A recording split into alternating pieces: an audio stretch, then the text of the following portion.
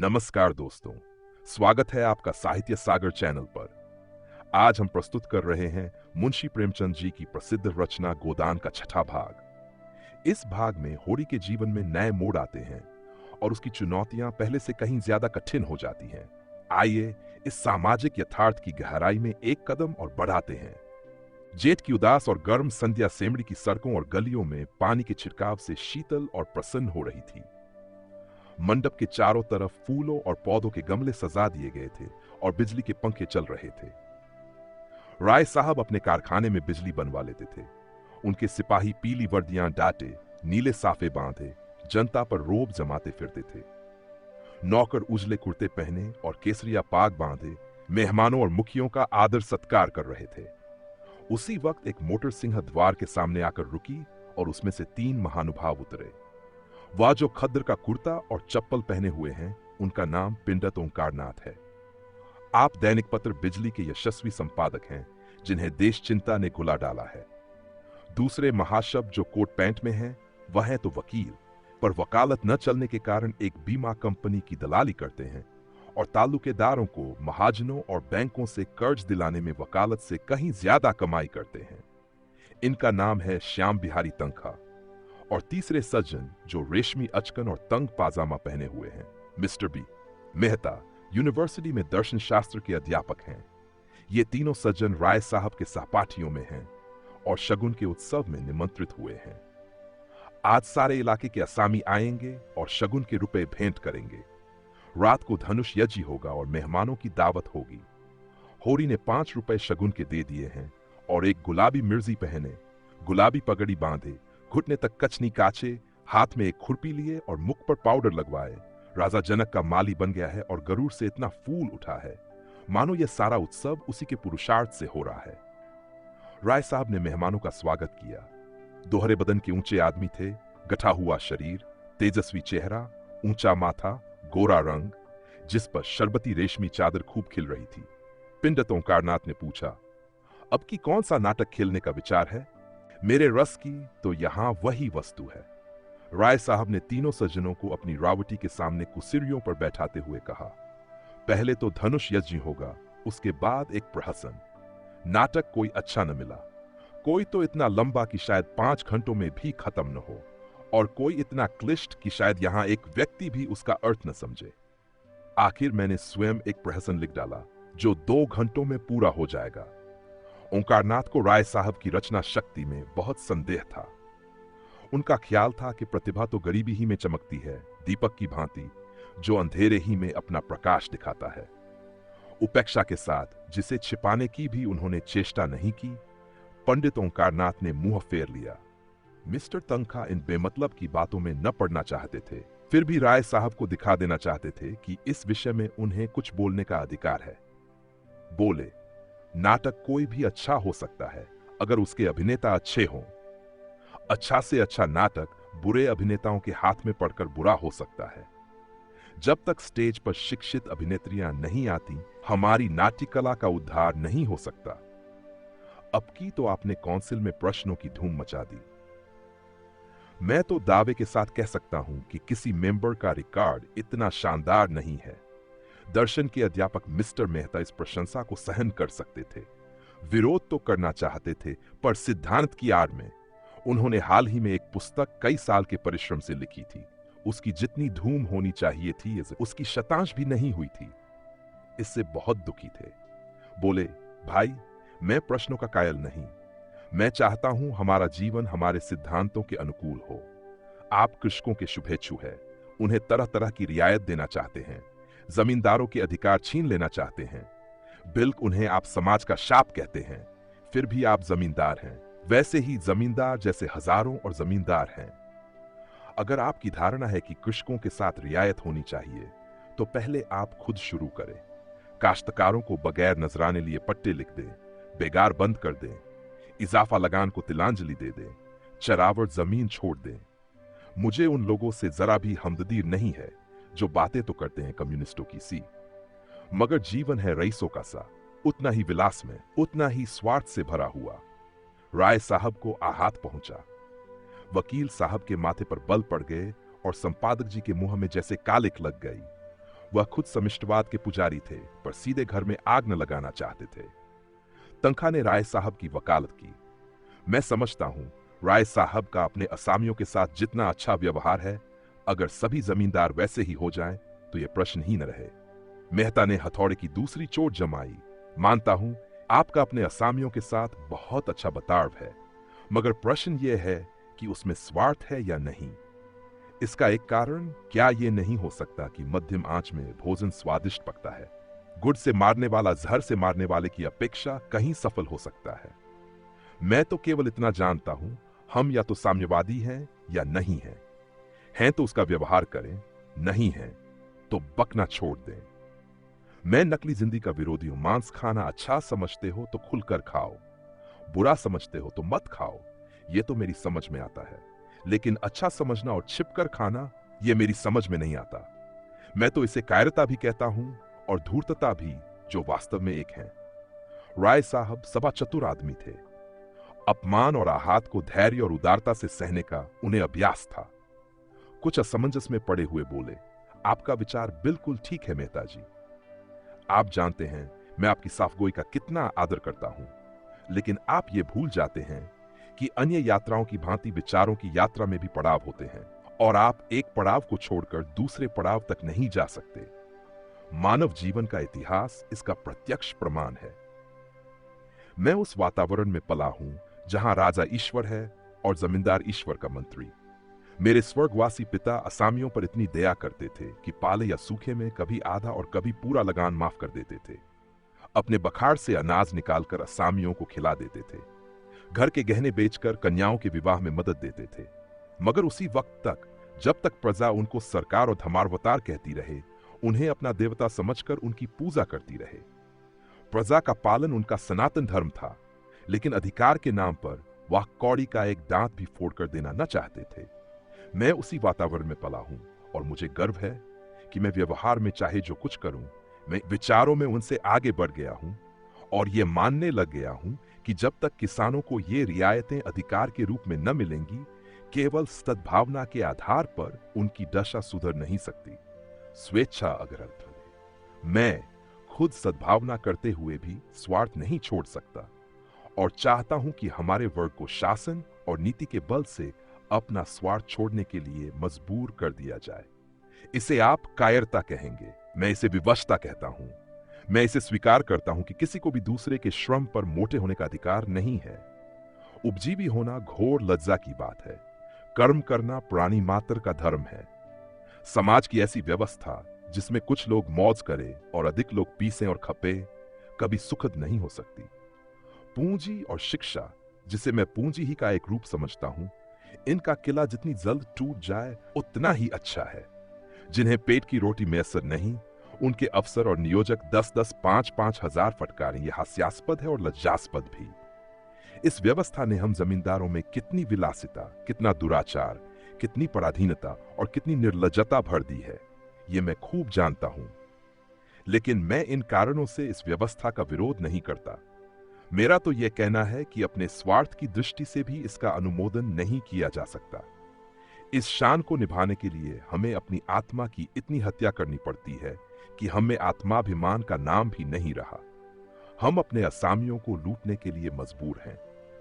अगर अफसरों को कीमती डालियां न दें तो बागी समझे जाएं, शान से न रहें तो कंजूस कहलाएं। प्रगति की जरा सी आहट पाते ही हम कांप उठते हैं और अफसरों के पास फरियाद लेकर दौड़ते हैं कि हमारी रक्षा कीजिए। हमें अपने ऊपर विश्वास नहीं रहा, न पुरुषार्थ ही रह गया। बस हमारी दशा उन बच्चों की सी है जिन्हें चम्मच से दूध पिलाकर पाला जाता है, बाहर से मोटे, अंदर से दुर्बल, सत्वहीन और मुहताज। मेहता ने ताली बजाकर कहा, हियर हियर। आपकी जबान में जितनी बुद्धि है, काश उसकी आधी भी मस्तिष्क में होती। खेद यही है कि सब कुछ समझते हुए भी आप अपने विचारों को व्यवहार में नहीं लाते। ओंकारनाथ बोले, अकेला चना भाड़ नहीं फोड़ सकता मिस्टर मेहता। हमें समय के साथ चलना भी है और उसे अपने साथ चलाना भी। बुरे कामों में ही सहयोग की जरूरत नहीं होती, अच्छे कामों के लिए भी सहयोग उतना ही जरूरी है। आप ही क्यों 800 रुपए महीने हड़पते हैं, जब आपके करोड़ों भाई केवल 8 रुपए में अपना निर्वाह कर रहे हैं। राय साहब ने ऊपरी खेद, लेकिन भीतरी संतोष से संपादक जी को देखा और बोले, व्यक्तिगत बातों पर आलोचना न कीजिए संपादक जी, हम यहां समाज की व्यवस्था पर विचार कर रहे हैं। मिस्टर मेहता उसी ठंडे मन से बोले, नहीं नहीं, मैं इसे बुरा नहीं समझता। समाज व्यक्ति ही से बनता है और व्यक्ति को भूलकर हम किसी व्यवस्था पर विचार नहीं कर सकते। मैं इसलिए इतना वेतन लेता हूं कि मेरा इस व्यवस्था पर विश्वास नहीं है। संपादक जी को अचंभा हुआ, अच्छा, तो आप वर्तमान व्यवस्था के समर्थक हैं? मैं इस सिद्धांत का समर्थक हूं कि संसार में छोटे बड़े हमेशा रहेंगे और उन्हें हमेशा रहना चाहिए। इसे मिटाने की चेष्टा करना मानव जाति के सर्वनाश का कारण होगा। कुश्ती का जोर बदल गया। राय साहब किनारे खड़े हो गए। संपादक जी मैदान में उतरे। आप इस 20वीं शताब्दी में भी ऊंच नीच का भेद मानते हैं? जी हां, मानता हूं और बड़े जोरों से मानता हूं। जिस मत के आप समर्थक हैं वह भी तो कोई नई चीज नहीं। जब से मनुष्य में ममत्व का विकास हुआ तभी उस मत का जन्म हुआ। बुद्ध और प्लेटो और ईसा सभी समाज में समता के प्रवर्तक थे। यूनानी और रोमन और सीरियाई सभी सभ्यताओं ने उसकी परीक्षा की, पर अप्राकृतिक होने के कारण कभी वह स्थायी न बन सकी। आपकी बातें सुनकर मुझे आश्चर्य हो रहा है। आश्चर्य अज्ञान का दूसरा नाम है। मैं आपका कृतज्ञ हूं अगर आप इस विषय पर कोई लेख माला शुरू कर दें। जी, मैं इतना अहमक नहीं हूं। अच्छी रकम दिलवाए तो अलबत्ता। आपने सिद्धांत ही ऐसा लिया है कि खुले खजाने पब्लिक को लूट सकते हैं। मुझ में और आप में अंतर इतना ही है कि मैं जो कुछ मानता हूं उस पर चलता हूं। आप लोग मानते कुछ है, करते कुछ हैं। धन को आप किसी अन्याय से बराबर फैला सकते हैं, लेकिन बुद्धि को, चरित्र को और रूप को, प्रतिभा को और बल को बराबर फैलाना तो आपकी शक्ति के बाहर है। छोटे बड़े का भेद केवल धन से ही तो नहीं होता। मैंने बड़े बड़े धन कुबेरों को भिक्षुकों के सामने घुटने टेकते देखा है, और आपने भी देखा होगा। रूप के चौखट पर बड़े बड़े महीप नाक रगड़ते हैं। क्या यह सामाजिक विषमता नहीं है? आप रूप की मिसाल देंगे, वहां इसके सिवाय और क्या है कि मिल के मालिक ने राज कर्मचारी का रूप ले लिया है। बुद्धि तब भी राज करती थी, अब भी करती है और हमेशा करेगी। तश्तरी में पान आ गए थे। राय साहब ने मेहमानों को पान और इलायची देते हुए कहा, बुद्धि अगर स्वार्थ से मुक्त हो तो हमें उसकी प्रभुता मानने में कोई आपत्ति नहीं। समाजवाद का यही आदर्श है। हम साधु महात्माओं के सामने इसीलिए सिर झुकाते हैं कि उनमें त्याग का बल है। इसी तरह हम बुद्धि के हाथ में अधिकार भी देना चाहते हैं, सम्मान भी, नेतृत्व भी, लेकिन संपत्ति किसी तरह नहीं। बुद्धि का अधिकार और सम्मान व्यक्ति के साथ चला जाता है, लेकिन उसकी संपत्ति विष बोने के लिए उसके बाद और भी प्रबल हो जाती है। बुद्धि के बगैर किसी समाज का संचालन नहीं हो सकता। हम केवल इस बिच्छू का डंक तोड़ देना चाहते हैं। दूसरी मोटर आ पहुंची और मिस्टर खन्ना उतरे, जो एक बैंक के मैनेजर और शक्कर मिल के मैनेजिंग डायरेक्टर हैं। 2 देवियां भी उनके साथ थीं। राय साहब ने दोनों देवियों को उतारा। वह जो खद्दर की साड़ी पहने बहुत गंभीर और विचारशील सी हैं, मिस्टर खन्ना की पत्नी कामिनी खन्ना है। दूसरी महिला जो ऊंची एड़ी का जूता पहने हुए हैं और जिनकी मुख छवि पर हंसी फूटी पड़ती है, मिस मालती हैं। आप इंग्लैंड से डॉक्टरी पर आई है और अब प्रैक्टिस करती हैं। ताल्लुकेदारों के महलों में उनका बहुत प्रवेश है। आप नवयुग की साक्षात प्रतिमा हैं। गात कोमल पर चपलता को कूट कर भरी हुई, झिझक या संकोच का कहीं नाम नहीं। मेकअप में प्रवीण, बला की हाजिर जवाब, पुरुष मनोविज्ञान की अच्छी जानकार, आमोद प्रमोद को जीवन का तत्व समझने वाली, लुभाने और रिझाने की कला में निपुण। जहां आत्मा का स्थान है वहां प्रदर्शन, जहां हृदय का स्थान है वहां हाव भाव। मनोद्गारों पर कठोर निग्रह, जिसमें इच्छा या अभिलाषा का लोप सा हो गया। आपने मिस्टर मेहता से हाथ मिलाते हुए कहा, सच कहती हूं, आप सूरत से ही फिलासफर मालूम होते हैं। इस नई रचना में तो आपने आत्मवादियों को उधेड़ कर रख दिया। पढ़ते पढ़ते कई बार मेरे जी में ऐसा आया कि आपसे लड़ जाऊं। फिलासफरों में सहृदयता क्यों गायब हो जाती है? मेहता जेंप गए। बिना ब्याह थे और नवयुग की रमणियों से पनाह मांगते थे। पुरुषों की मंडली में खूब चहकते थे, मगर ज्यों ही कोई महिला आई और आपकी जबान बंद हुई, जैसे बुद्धि पर ताला लग जाता था। सत्रियों से शिष्ट व्यवहार तक करने की सुधि न रहती थी। मिस्टर खन्ना ने पूछा, फिलासफरों की सूरत में क्या खास बात होती है देवी जी? मालती ने मेहता की ओर दया भाव से देखकर कहा, मिस्टर मेहता बुरा न माने तो बतला दूं। खन्ना मिस मालती के उपासकों में थे। जहां मिस मालती जाए वहां खन्ना का पहुंचना लाजिम था। उनके आसपास भौंडे की तरह मंडराते रहते थे। हर समय उनकी यही इच्छा रहती थी कि मालती से अधिक वही बोले, उनकी निगाह अधिक से अधिक उन्हीं पर रहे। खन्ना ने आंख मारकर कहा, फिलासफर किसी की बात का बुरा नहीं मानते, उनकी यही सिफत है। तो सुनिए, फिलासफर हमेशा मुर्दा दिल होते हैं। जब देखिए अपने विचारों में मगन बैठे हैं, आपकी तरफ ताकेंगे मगर आपको देखेंगे नहीं। आप उनसे बातें किए जाए, कुछ सुनेंगे नहीं, जैसे शून्य में उड़ रहे हों। सब लोगों ने कह कहा मारा जैसे जमीन में गर गए। ऑक्सफोर्ड में मेरे फिलॉसफी के प्रोफेसर मिस्टर हसबैंड थे। खन्ना ने टोका, नाम तो निराला है। जी हां, और थे क्वारे। मिस्टर मेहता भी तो क्वारे हैं। यह रोग सभी फिलॉसफरों को होता है। अब मेहता को अवसर मिला। बोले, आप भी तो इसी मर्ज में गिरफ्तार हैं। मैंने प्रतिज्ञा की है किसी फिलॉसफर से शादी करूंगी, और यह वर्ग शादी के नाम से घबराता है। हस्बैंड साहब तो स्त्री को देखकर घर में छिप जाते थे। उनके शिष्यों में कई लड़कियां थीं। अगर उनमें से कोई कभी कुछ पूछने के लिए उनके ऑफिस में चली जाती थी तो आप ऐसे घबरा जाते जैसे कोई शेर आ गया हो। हम लोग उन्हें खूब छेड़ा करते थे, मगर थे बेचारे सरल हृदय। कई हजार की आमदनी थी, पर मैंने उन्हें हमेशा एक ही सूट पहने देखा। उनकी एक विधवा बहन थी, वही उनके घर का सारा प्रबंध करती थी। मिस्टर हस्बैंड को तो खाने की फिक्र ही न रहती थी। मिलने वालों के डर से अपने कमरे का द्वार बंद करके लिखा पढ़ी करते थे। भोजन का समय आ जाता तो उनकी बहन आहिस्ता से भीतर के द्वार से उनके पास जाकर किताब बंद कर देती थी। तब उन्हें मालूम होता कि खाने का समय हो गया। रात को भी भोजन का समय बाधा हुआ था। उनकी बहन कमरे की बत्ती बुझा दिया करती थी। एक दिन बहन ने किताब बंद करना चाहा तो आपने पुस्तक को दोनों हाथों से दबा लिया और बहन भाई में जोर आजमाई होने लगी। आखिर बहन उनकी पहिएदार कुर्सी को खींचकर भोजन के कोने में लाई। राय साहब बोले, मगर मेहता साहब तो बड़े खुश मिजाज और मिलनसार हैं, नहीं इस हंगामे में क्यों आते? तो आप फिलॉसफर न होंगे। जब अपनी चिंताओं से हमारे सिर में दर्द होने लगता है तो विश्व की चिंता सिर पर लादकर कोई कैसे प्रसन्न रह सकता है? उधर संपादक जी श्रीमती खन्ना से अपनी आर्थिक कठिनाइयों की कथा कह रहे थे। बस यो समझिए श्रीमती जी कि संपादक का जीवन एक दीर्घ विलाप है, जिसे सुनकर लोग दया करने के बदले कानों पर हाथ रख लेते हैं। बेचारा न अपना उपकार कर सके न औरों का। पब्लिक उससे आशा तो ये रखती है कि हर एक आंदोलन में बस सबसे आगे रहे, जेल जाए, मार खाए, घर के माल असबाब की कुर्की कराए। यह उसका धर्म समझा जाता है, लेकिन उसकी कठिनाइयों की ओर किसी का ध्यान नहीं हो। तो वह सब कुछ, उसे हर एक विद्या, हर एक कला में पारंगत होना चाहिए, लेकिन उसे जीवित रहने का अधिकार नहीं। आप तो आजकल कुछ लिखती ही नहीं। आपकी सेवा करने का जो थोड़ा सा सौभाग्य मुझे मिल सकता है, उससे क्यों मुझे वंचित रखती हैं? मिसेज खन्ना को कविता लिखने का शौक था।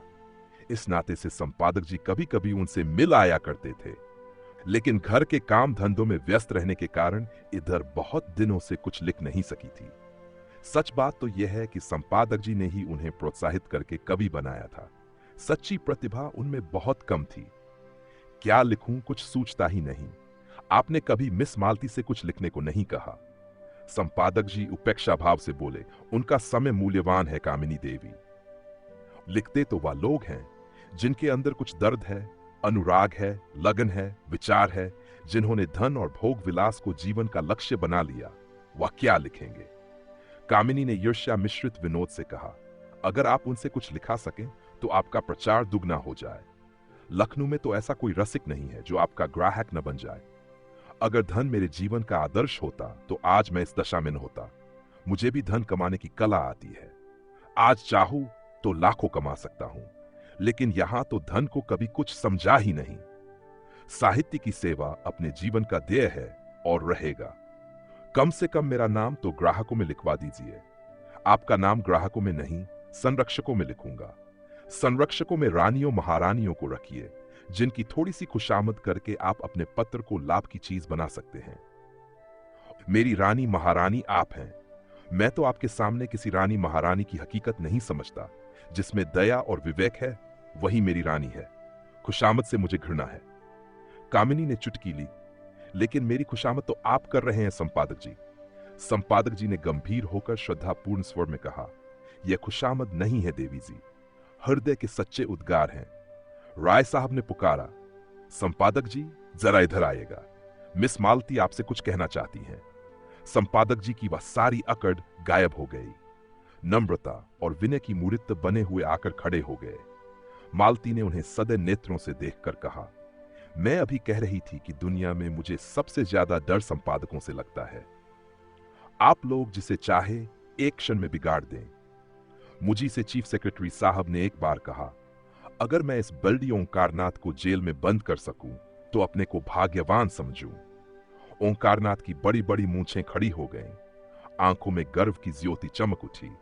यो वह बहुत ही शांत प्रकृति के आदमी थे, लेकिन ललकार सुनकर उनका पुरुषत्व उत्तेजित हो जाता था।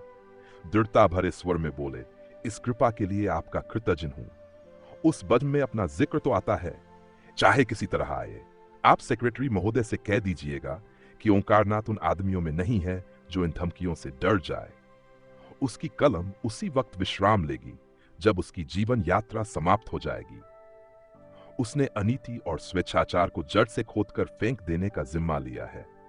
मिस मालती ने और उकसाया, मगर मेरी समझ में आपकी ये नीति नहीं आती कि जब आप मामूली शिष्टाचार से अधिकारियों का सहयोग प्राप्त कर सकते हैं तो क्यों उनसे कन्नी काटते हैं। अगर आप अपनी आलोचनाओं में आग और विष जरा कम दें तो मैं वादा करती हूं कि आपको गवर्नमेंट से काफी मदद दिला सकती हूं। जनता को तो आपने देख लिया, उससे अपील की, उसकी खुशामद की, अपनी कठिनाइयों की कथा कही, मगर कोई नतीजा न निकला। अब जरा अधिकारियों को भी आजमा देखिए। तीसरे महीने आप मोटर पर निकलने लगे और सरकारी दावतों में निमंत्रित न होने लगे तो मुझे जितना चाहे कोसिएगा। तब यही रईस और नेशनलिस्ट जो आपकी परवाह नहीं करते आपके द्वार के चक्कर लगाएंगे। ओंकारनाथ अभिमान के साथ बोले, यही तो मैं नहीं कर सकता देवी जी। मैंने अपने सिद्धांतों को सदैव ऊंचा और पवित्र रखा है और जीते जी उनकी रक्षा करूंगा। दौलत के पुजारी तो गली गली मिलेंगे, मैं सिद्धांत के पुजारियों में हूं। मैं इसे दंभ कहती हूं। आपकी इच्छा, धन की आपको परवाह नहीं है, सिद्धांतों का खून करके नहीं। तो आपके पत्र में विदेशी वस्तुओं के विज्ञापन क्यों होते हैं? मैंने किसी भी दूसरे पत्र में इतने विदेशी विज्ञापन नहीं देखे। आप बनते तो हैं आदर्शवादी और सिद्धांतवादी, पर अपने फायदे के लिए देश का धन विदेश भेजते हुए आपको जरा भी खेद नहीं होता? आप किसी तकर से इस नीति का समर्थन नहीं कर सकते। ओंकारनाथ के पास सचमुच कोई जवाब न था। उन्हें बगलें झांकते देखकर राय साहब ने उनकी हिमायत की, तो आखिर आप क्या चाहती हैं? इधर से भी मारे जाएं, उधर से भी मारे जाएं, तो पत्र कैसे चले? मिस मालती ने दया करना न सीखा था। पत्र नहीं चलता तो बंद कीजिए। अपना पत्र चलाने के लिए आपको विदेशी वस्तुओं के प्रचार का कोई अधिकार नहीं। अगर आप मजबूर हैं तो सिद्धांत का डोंग छोड़िए। मैं तो सिद्धांतवादी पत्रों को देखकर जल उठती हूं। जी चाहता है दिया स्लाई दिखा दूं। जो व्यक्ति कर्म और वचन में सामंजस्य नहीं रख सकता वह और चाहे जो कुछ हो सिद्धांतवादी नहीं है। मेहता खिल उठे। थोड़ी देर पहले उन्होंने खुद इसी विचार का प्रतिपादन किया था।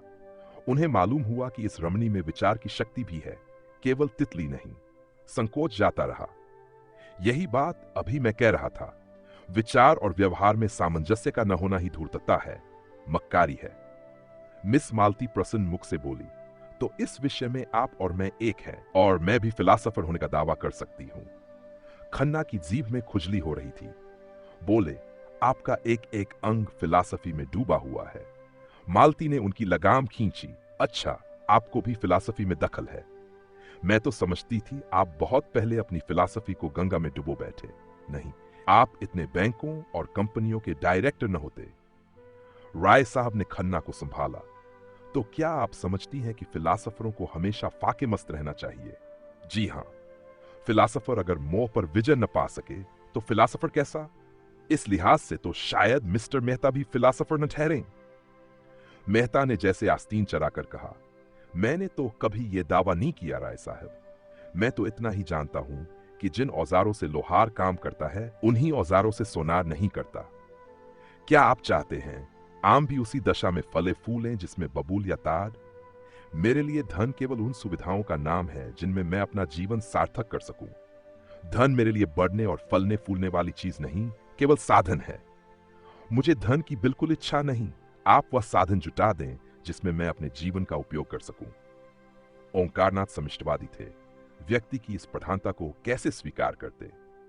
इसी तरह हर एक मजदूर कह सकता है कि उसे काम करने की सुविधाओं के लिए 1000 महीने की जरूरत है। अगर आप समझते हैं कि उस मजदूर के बगैर आपका काम नहीं चल सकता, तो आपको वह सुविधाएं देनी पड़ेंगी। अगर वही काम दूसरा मजदूर थोड़ी सी मजदूरी में कर दे, तो कोई वजह नहीं कि आप पहले मजदूर की खुशामद करें। अगर मजदूरों के हाथ में अधिकार होता, तो मजदूरों के लिए सत्री और शराब भी उतनी ही जरूरी सुविधा हो जाती जितनी फिलासफरों के लिए। तो आप विश्वास मानिए, मैं उनसे ईर्ष्या न करता। जब आपका जीवन सार्थक करने के लिए स्त्री इतनी आवश्यक है, तो आप शादी क्यों नहीं कर लेते? मेहता ने निसंकोच भाव से कहा, इसीलिए कि मैं समझता हूं कि आप मुक्त भोग आत्मा के विकास में बाधक नहीं होता। विवाह तो आत्मा को और जीवन को पिंजरे में बंद कर देता है। खन्ना ने इसका समर्थन किया। बंधन और निग्रह पुरानी थ्योरियां हैं, नई थ्योरी है मुक्त भोग। मालती ने चोटी पकड़ी, तो अब मिसेज खन्ना को तलाक के लिए तैयार रहना चाहिए। तलाक का बिल पास तो हो, शायद उसका पहला उपयोग आप ही करेंगे। कामिनी ने मालती की ओर विष भरी आंखों से देखा और मुंह सिकोड़ लिया, मानो कह रही है, खन्ना तुम्हें मुबारक रहें, मुझे परवाह नहीं। मालती ने मेहता की तरफ देखकर कहा, इस विषय में आपके क्या विचार हैं मिस्टर मेहता? मेहता गंभीर हो गए। वह किसी प्रश्न पर अपना मत प्रकट करते थे तो जैसे अपनी सारी आत्मा उसमें डाल देते थे। विवाह को मैं सामाजिक समझौता समझता हूं और उसे तोड़ने का अधिकार न पुरुष को है न स्त्री को। समझौता करने के पहले आप स्वाधीन हैं, समझौता हो जाने के बाद आपके हाथ कट जाते हैं। तो आप तलाक के विरोधी हैं, क्यों? पक्का। और मुक्त भोग वाला सिद्धांत, वह उनके लिए है जो विवाह नहीं करना चाहते। अपनी आत्मा का संपूर्ण विकास सभी चाहते हैं, फिर विवाह कौन करे और क्यों करे? इसीलिए कि मुक्ति सभी चाहते हैं, पर ऐसे बहुत कम हैं जो लोभ से अपना गला छुड़ा सकें। आप श्रेष्ठ किसे समझते हैं, विवाहित जीवन को या अविवाहित जीवन को? समाज की दृष्टि से विवाहित जीवन को, व्यक्ति की दृष्टि से अविवाहित जीवन को। धनुष यज्ञ का अभिनय निकट था। 10 से 1 तक धनुष यज्ञ, 1 से 3 तक प्रहसन यह प्रोग्राम था। भोजन की तैयारी शुरू होगी। मेहमानों के लिए बांग्ले में रहने का अलग अलग प्रबंध था। खन्ना परिवार के लिए 2 कमरे रखे गए थे और भी कितने ही मेहमान आ गए थे। सभी अपने कमरों में गए और कपड़े बदल बदल कर भोजनालय में जमा हो गए। यहाँ छूत-छात का कोई भेदन था। सभी जातियों और वर्णों के लोग साथ भोजन करने बैठे। केवल संपादकों कारनाथ सबसे अलग अपने कमरे में फलाहार करने गए और कामिनी खन्ना को सिरदर्द हो रहा था। उन्होंने भोजन करने से इनकार किया।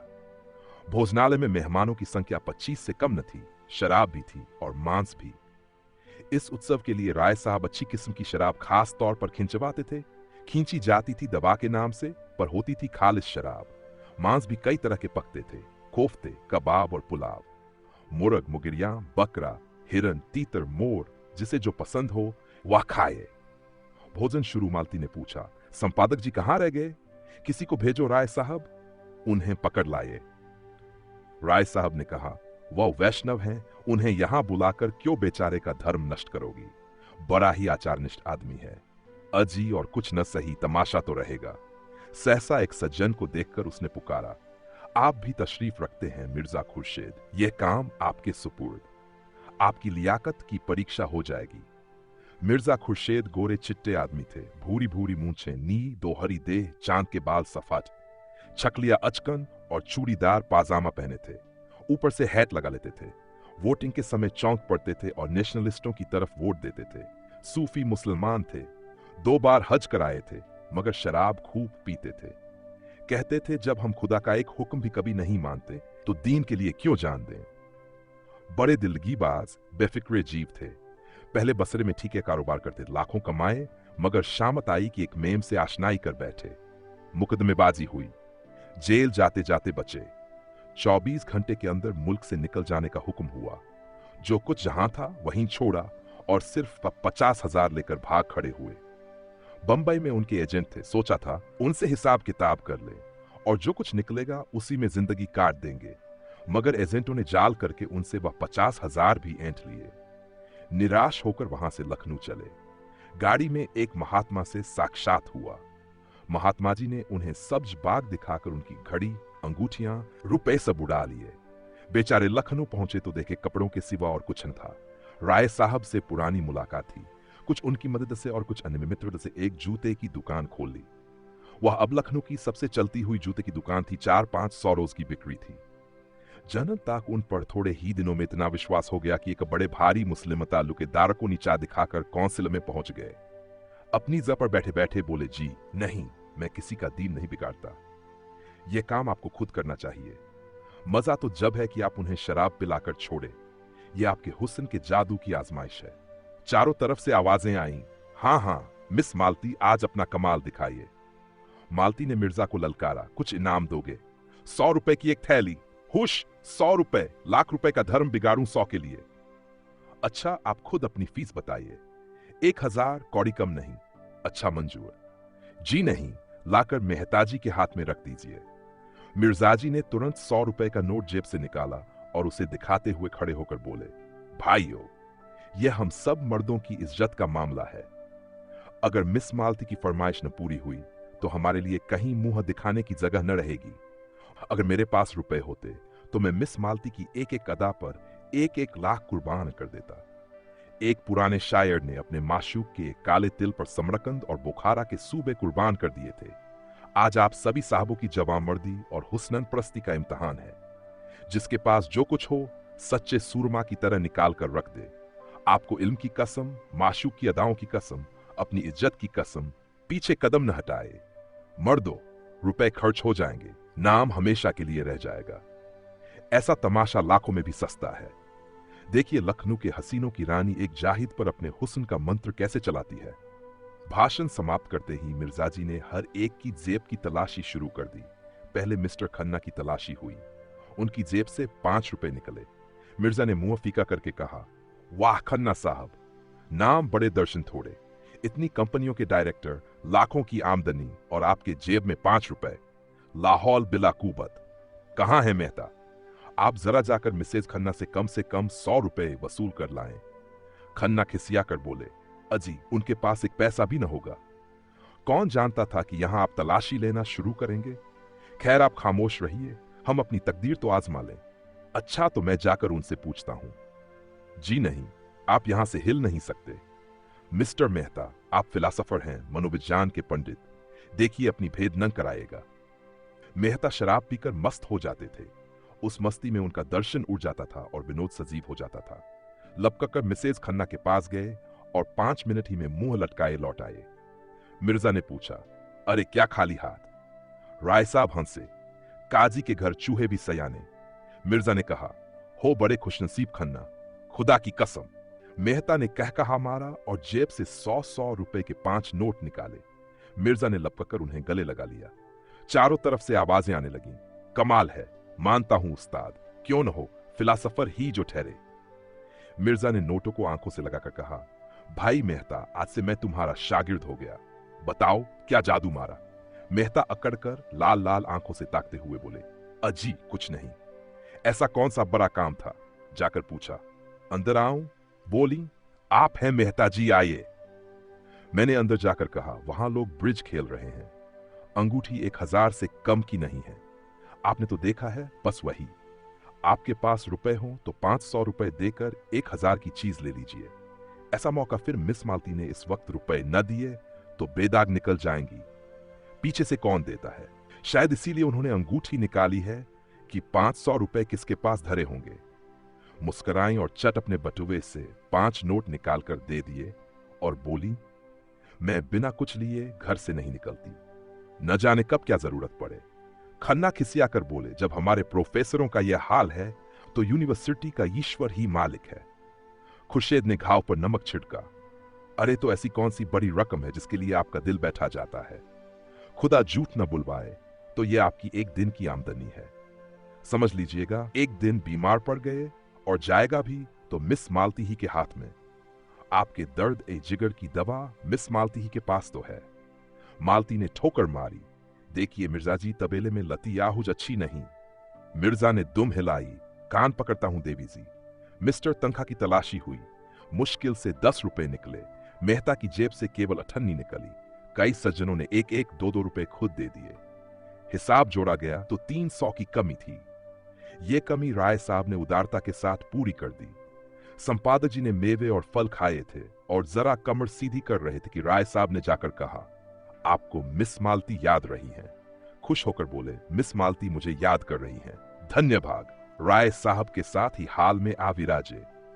उधर नौकरों ने मेजें साफ कर दी थीं। मालती ने आगे बढ़कर उनका स्वागत किया। संपादक जी ने नम्रता दिखाई, बैठिए, तकल्लुफ न कीजिए, मैं इतना बड़ा आदमी नहीं हूं। मालती ने श्रद्धा भरे स्वर में कहा, आप तकल्लुफ समझते होंगे, मैं समझती हूं, मैं अपना सम्मान बढ़ा रही हूं। यो आप अपने को कुछ समझें और आपको शोभा भी नहीं देता है, लेकिन यहां जितने सज्जन जमा हैं सभी आपकी राष्ट्र और साहित्य सेवा से भली भांति परिचित हैं। आपने इस क्षेत्र में जो महत्वपूर्ण काम किया है, अभी चाहे लोग उसका मूल्य न समझें, लेकिन वह समय बहुत दूर नहीं है। मैं तो कहती हूं वह समय आ गया है जब हर एक नगर में आपके नाम की सड़कें बनेंगी, क्लब बनेंगे, टाउन हॉलों में आपके चित्र लटकाए जाएंगे। इस वक्त जो थोड़ी बहुत जागृति है वह आप ही के महान उद्योग का प्रसाद है। आपको यह जानकर आनंद होगा कि देश में अब आपके ऐसे अनुयायी पैदा हो गए हैं जो आपके देहात सुधार आंदोलन में आपका हाथ बढ़ाने को उत्सुक हैं। और उन सज्जनों की बड़ी इच्छा है कि यह काम संगठित रूप से किया जाए और एक देहात सुधार संघ स्थापित किया जाए जिसके आप सभापति हों। ओंकारनाथ के जीवन में यह पहला अवसर था कि उन्हें चोटी के आदमियों में इतना सम्मान मिले। यो वह कभी कभी आम जलसों में बोलते थे और कई सभाओं के मंत्री और उपमंत्री भी थे, लेकिन शिक्षित समाज में अब तक उनकी उपेक्षा ही की थी। उन लोगों में वह किसी तरह मिल न पाते थे, इसीलिए आम जलसों में उनकी निष्क्रियता और स्वार्थांधता की शिकायत किया करते थे और अपने पत्र में एक एक को रगेते थे। कलम तेज थी, वाणी कठोर, साफ गोई की जगह उच्छृंखलता बैठते थे, इसलिए लोग उन्हें खाली डोल समझते थे। उसी समाज में आज उनका इतना सम्मान। कहां है आज स्वराज और स्वाधीन भारत और हंटर के संपादक आकर देखें और अपना कलेजा ठंडा करें। आज अवश्य ही देवताओं की उन पर कृपा दृष्टि है। सदुद्योग कभी निष्फल नहीं जाता, ये ऋषियों का वाक्य है। वह स्वयं अपनी नजरों में उठ गए, कृतज्ञता से पुलकित होकर बोले, देवी जी, आप तो मुझे कांटों में घसीट रही हैं। मैंने तो जनता की जो कुछ भी सेवा की अपना कर्तव्य समझकर की। मैं इस सम्मान को अपना नहीं, उस उद्देश्य का सम्मान समझ रहा हूं जिसके लिए मैंने अपना जीवन अर्पित कर दिया है। लेकिन मेरा नम्र निवेदन है कि प्रधान का पद किसी प्रभावशाली पुरुष को दिया जाए। मैं पदों में विश्वास नहीं रखता, मैं तो सेवक हूं और सेवा करना चाहता हूं। मिस मालती इस किसी तरह स्वीकार नहीं कर सकती। सभापति पंडित जी को बनना पड़ेगा। नगर में उसे ऐसा प्रभावशाली व्यक्ति दूसरा नहीं दिखाई देता, जिसकी कलम में जादू है, जिसकी जबान में जादू है, जिसके व्यक्तित्व में जादू है।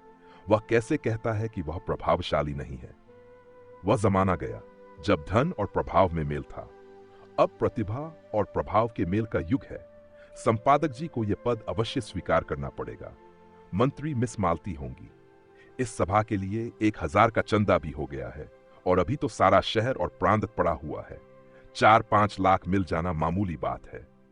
ओंकारनाथ पर कुछ नशा सा चढ़ने लगा। उनके मन में जो एक प्रकार की फुरहरी सी उठ रही थी, उसने गंभीर उत्तरदायित्व का रूप धारण कर लिया। बोले, मगर ये आप समझ लें मिस मालती कि ये बड़ी जिम्मेदारी का काम है और आपको अपना बहुत समय देना पड़ेगा। मैं अपनी तरफ से आपको विश्वास दिलाता हूं कि आप सभा भवन में मुझे सबसे पहले मौजूद पाएंगी। मिर्जा जी ने पुचारा दिया, आपका बड़े से बड़ा दुश्मन भी ये नहीं कह सकता कि आप अपना फर्ज अदा करने में कभी किसी से पीछे रहे।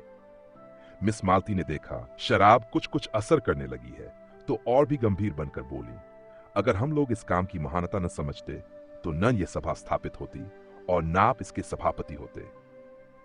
हम किसी रईस या ताल्लुकेदार को सभापति बनाकर धन खूब बटोर सकते हैं और सेवा की आड़ में स्वार्थ सिद्ध कर सकते हैं, लेकिन यह हमारा उद्देश्य नहीं। हमारा एकमात्र उद्देश्य जनता की सेवा करना है और उसका सबसे बड़ा साधन आपका पत्र है। हमने निश्चय किया है कि हर एक नगर और गांव में उसका प्रचार किया जाए और जल्द से जल्द उसकी ग्राहक संख्या को 20,000 तक पहुंचा दिया जाए। प्रांत की सभी म्यूनिसिपैलिटियों और जिला बोर्ड के चेयरमैन हमारे मित्र हैं। कई चेयरमैन तो यहीं विराजमान हैं। अगर हर एक ने 5-500 प्रतियां भी ले ली तो 25,000 प्रतियां, तो आप यकीनी समझें।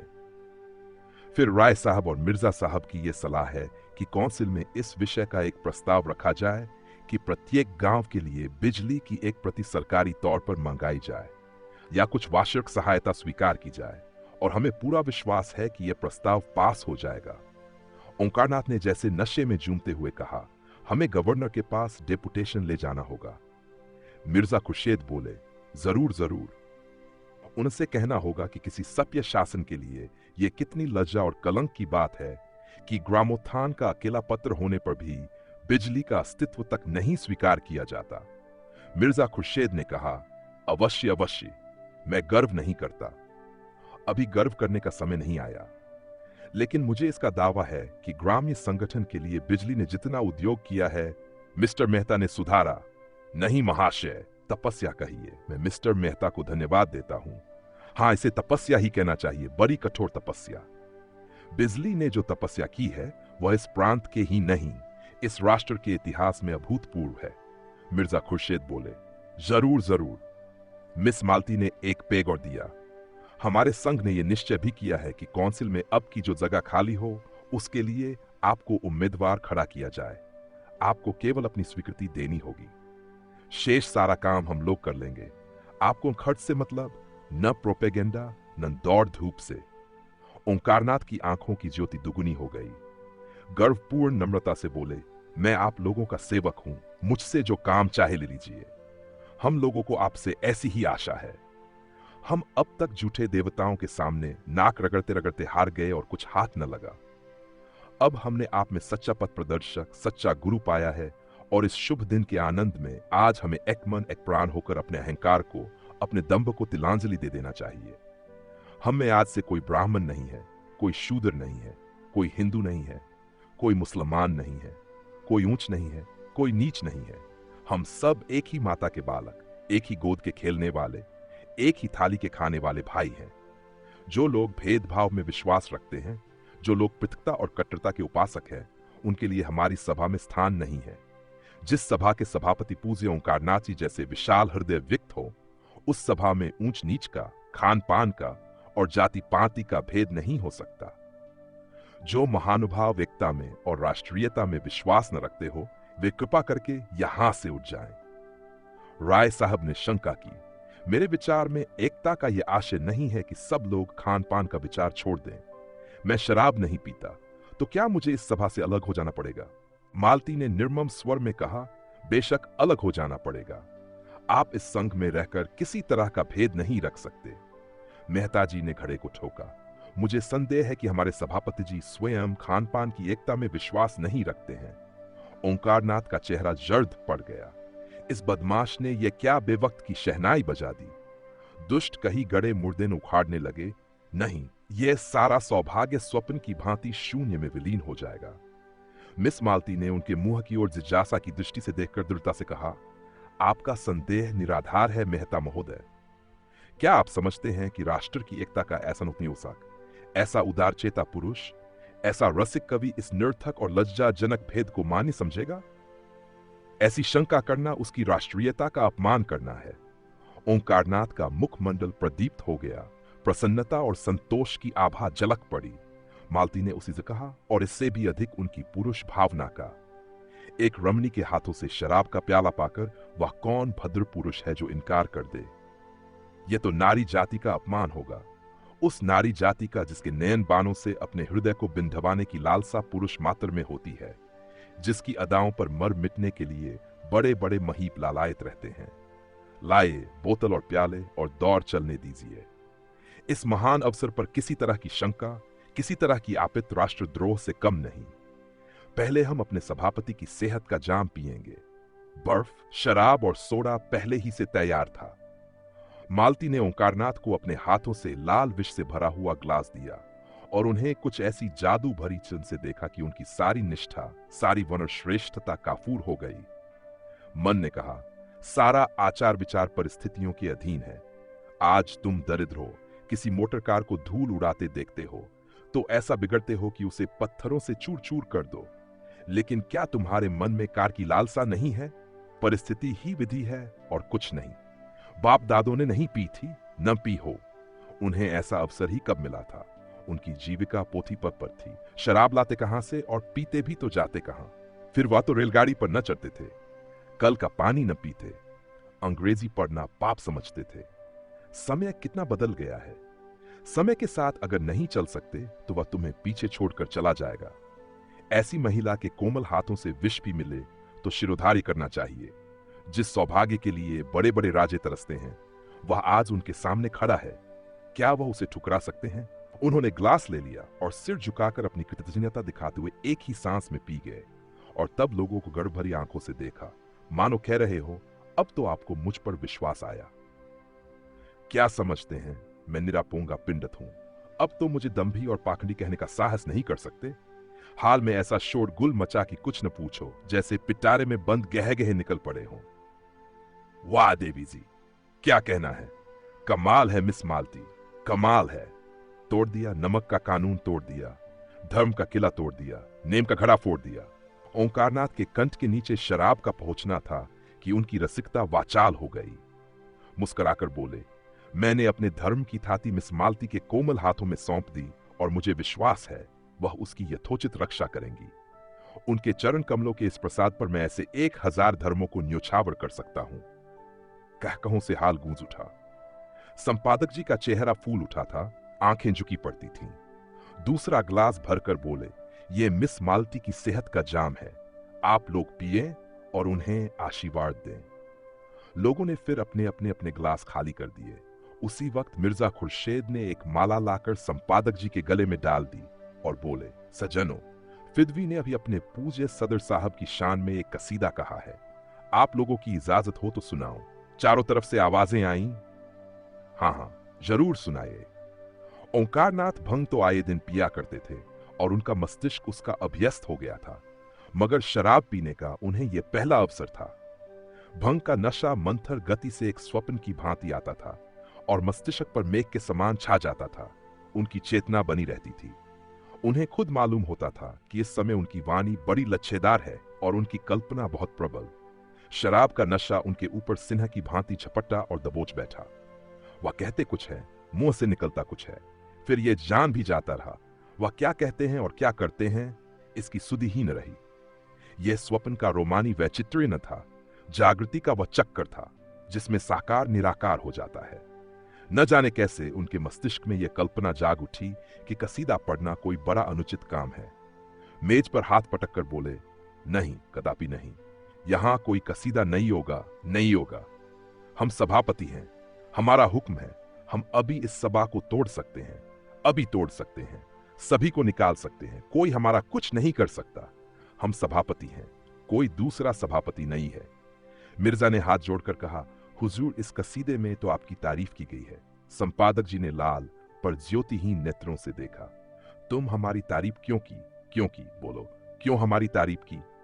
हम किसी का नौकर नहीं है, किसी के बाप का नौकर नहीं है, किसी साले का दिया नहीं खाते। हम खुद संपादक है, हम बिजली का संपादक है, हम उसमें सबका तारीफ करेगा। देवी जी, हम तुम्हारा तारीफ नहीं करेगा।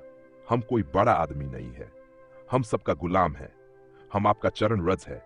मालती देवी हमारी लक्ष्मी, हमारा सरस्वती, हमारी राधा। ये कहते हुए वे मालती के चरणों की तरफ झुके और मुंह के बल फर्श पर गिर पड़े। मिर्जा खुर्शेद ने दौड़कर उन्हें संभाला और कुर्सियां हटाकर वहीं जमीन पर लिटा दिया। फिर उनके कानों के पास मुंह ले जाकर बोले, राम राम सत्य है, कहिए तो आपका जनाजा निकाले। राय साहब ने कहा, कल देखना कितना बिगड़ता है, एक एक को अपने पत्र में रगे देगा और ऐसा ऐसा रगे देगा कि आप भी याद करेंगे।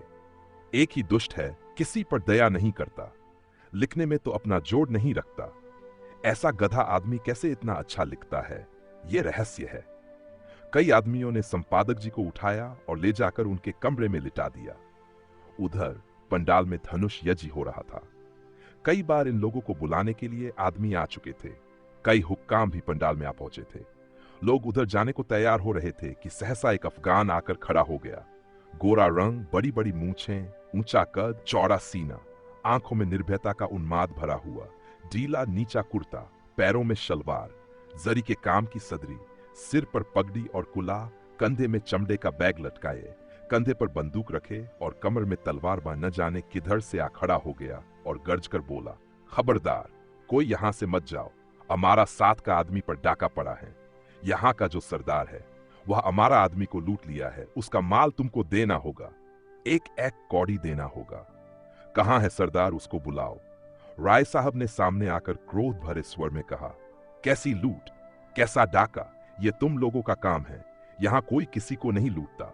साफ साफ कहो, क्या मामला है? अफगान ने आंखें निकाली और बंदूक का कुंदा जमीन पर पटक कर बोला, हमसे पूछता है कैसा लूट, कैसा डाका? तुम लूटता है, तुम्हारा आदमी लूटता है। हम यहाँ की कोठी का मालिक है। हमारी कोठी में 50 जवान है। हमारा आदमी रुपए तहसील कर लाता था, 1000। वह तुम लूट लिया और कहता है कैसा डाका? हम बतलाएगा कैसा डाका होता है। हमारा 2500 जवान अभी आता है। हम तुम्हारा गांव लूट लेगा।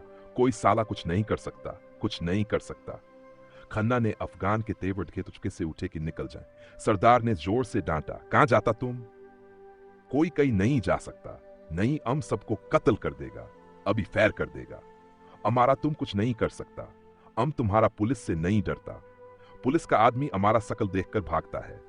हमारा अपना कांसल है, हम उसको खत लिखकर लाट साहब के पास जा सकता है। हम यहां से किसी को नहीं जाने देगा। तुम हमारा 1000 रुपया लूट लिया, हमारा रुपया नहीं देगा तो हम किसी को जिंदा नहीं छोड़ेगा। तुम सब आदमी दूसरों के माल को लूट करता है और यहां माशूक के साथ शराब पीता है। मिस मालती उसकी आंख बचाकर कमरे से निकलने लगी कि वह बाज की तरह टूटकर उनके सामने आ खड़ा हुआ और बोला, तुम इन बदमाशों से हमारा माल दिलवाए। नहीं, हम तुमको उठा ले जाएगा और अपनी कोठी में जश्न मनाएगा। तुम्हारा हुस्न पर माशिक हो गया। या तो हमको 1000 अभी अभी दे दे, या तुमको हमारे साथ चलना पड़ेगा। तुमको अमन ही छोड़ेगा। अमन तुम्हारा आशिक हो गया, जिगर फटा जाता है। हमारा इस जगह 25 जवान है। इस जिला में हमारा 500 जवान काम करता है। हम अपने बीले का खान है। हमारे बीला में 10,000 सिपाही हैं। हम काबुल के अमीर सरकार हमको 20,000 सालाना किराज देता है। अगर तुम्हारा रुपया नहीं देगा तो हम गांव लूट लेगा और तुम्हारा माशूक को उठा ले जाएगा। खून करने में हमको लुत्फ आता है। हम खून का दरिया बहा देगा। मजलिस पर आतंक छा गया। मिस मालती अपना चहकना भूल गईं। खन्ना की पिंडलियां कांप रही थीं। बेचारे चोट चपेट के भय से एक मंजिले बागले में रहते थे। जीने पर चढ़ना उनके लिए सूली पर चढ़ने से कम न था। गर्मी में भी डर के मारे कमरे में सोते थे। राय साहब को ठकुराई का अभिमान था। वह अपने ही गांव में एक पठान से डर जाना हास्यास्पद समझते थे, लेकिन उसकी बंदूक को क्या करते। उन्होंने जरा भी छीन चपड़ किया और इसने बंदूक चलाई। होश तो होते ही हैं ये सब, और निशाना भी इन सबों का कितना अचूक होता है।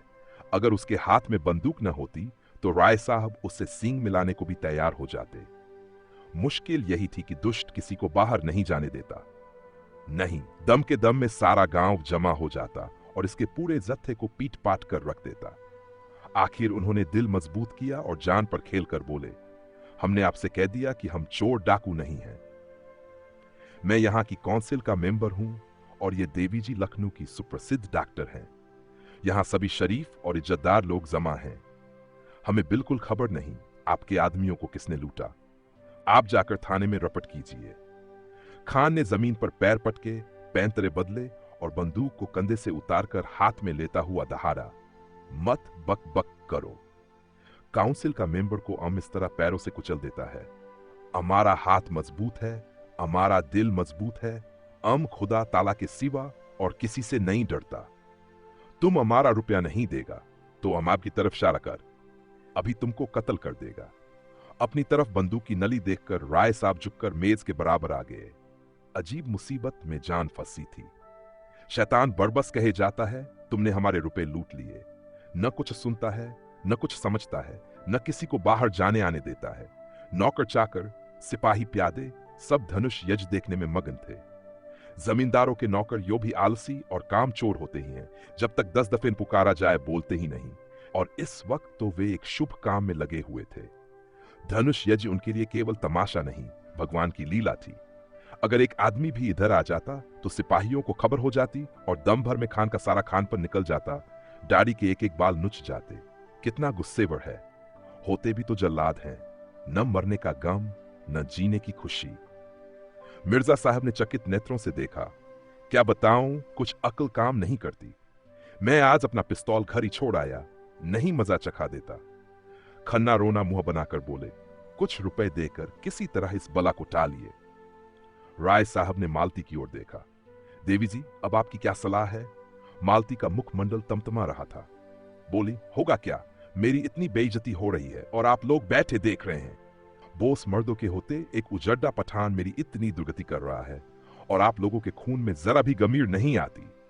आपको जान इतनी प्यारी है, क्यों एक आदमी बाहर जाकर शोर नहीं मचाता?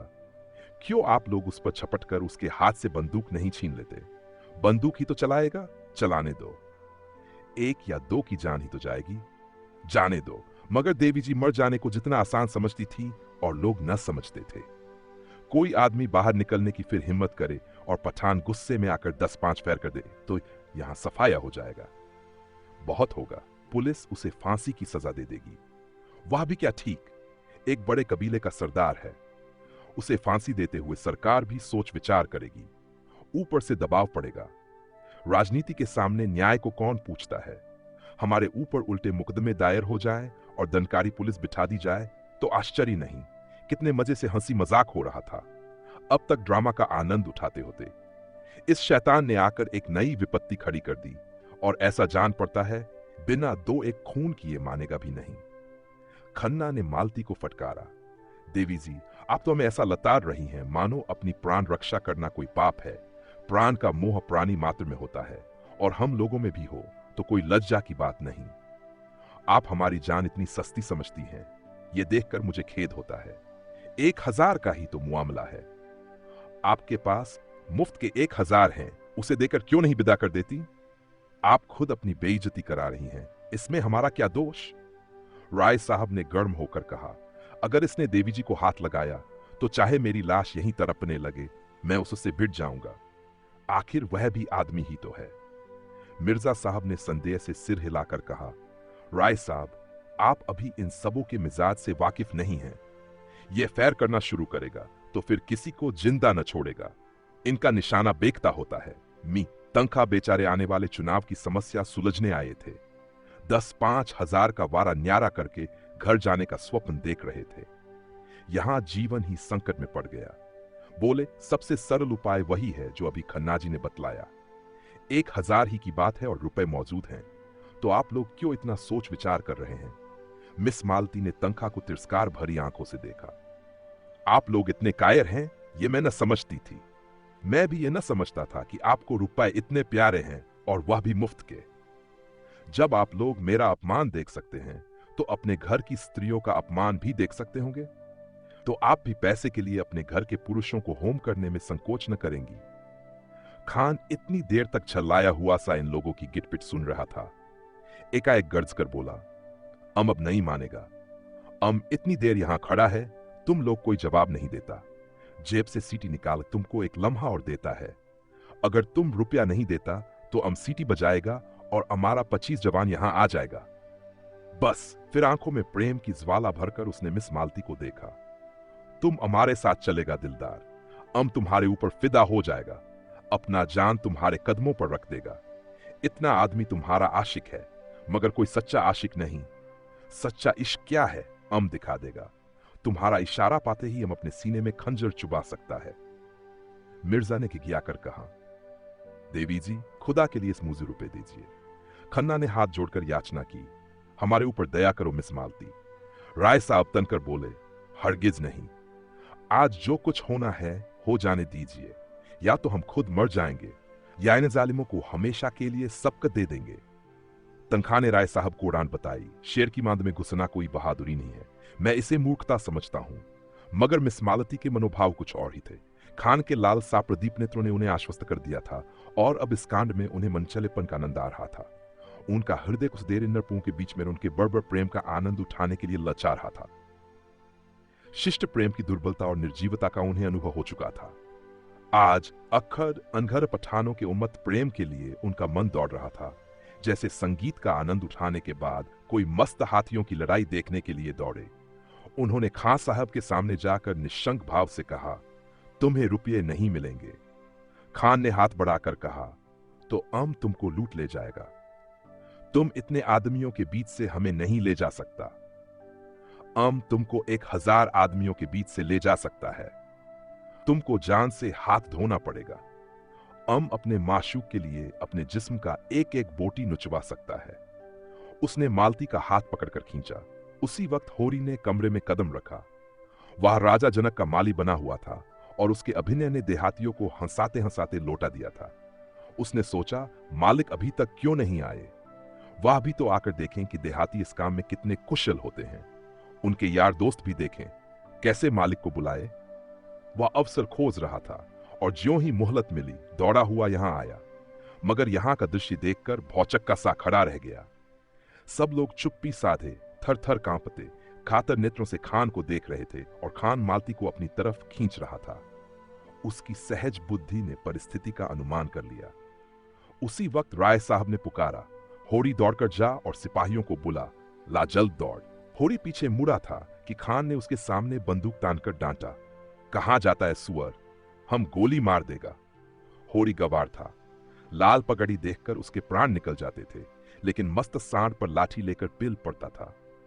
वह कायर न था, मारना और मरना दोनों ही जानता था, मगर पुलिस के हथकंडों के सामने उसकी एक न चलती थी। बाधे बाधे कौन फिरे, रिश्वत के रुपए कहां से लाए, बाल बच्चों को किस पर छोड़े। मगर जब मालिक ललकारते हैं तो फिर किसका डर? तब तो वह मौत के मुंह में भी कूद सकता है। उसने झपटकर खान की कमर पकड़ी और ऐसा अरंगा मारा कि खान चारों खाने चित जमीन पर आ रहे और लगे पश्तों में गालियां देने। होरी उनकी छाती पर चढ़ बैठा और जोर से दाढ़ी पकड़कर खींची। दाढ़ी उसके हाथ में आ गई। खान ने तुरंत अपनी कुलाह उतार फेंकी और जोर मारकर खड़ा हो गया। अरे, ये तो मिस्टर मेहता हैं। वही। लोगों ने चारों तरफ से मेहता को घेर लिया। कोई उनके गले लगता, कोई उनकी पीठ पर थपकियां देता था और मिस्टर मेहता के चेहरे पर न हंसी थी न गर्व। चुपचाप खड़े थे, मानो कुछ हुआ ही नहीं। मालती ने नकली रोष से कहा, आपने ये बहुरूपन कहां सीखा? मेरा दिल अभी तक धड़ धड़ कर रहा है। मेहता ने मुस्कुराते हुए कहा, जरा इन भले आदमियों की जवामर्दी की परीक्षा ले रहा था। जो गुस्ताखी हुई हो उसे क्षमा कीजिएगा। तो दोस्तों, गोदान का छठा भाग यहीं समाप्त होता है। इस भाग में भी मुंशी प्रेमचंद जी ने हमें दिखाया कि होरी का जीवन कैसे लगातार संघर्ष और समझौते की भट्टी में तप रहा है। उसके सपनों, रिश्तों और समाज के बीच की खींचतान हमें सोचने पर मजबूर करती है। अगर आपको यह भाग पसंद आया हो तो वीडियो को लाइक करें, चैनल को सब्सक्राइब करें और कमेंट में बताएं कि आपको किस दृश्य ने सबसे ज्यादा छुआ। जल्द ही हम लेकर आएंगे गोदान का 7वां भाग। तब तक जुड़े रहिए साहित्य सागर के साथ। धन्यवाद।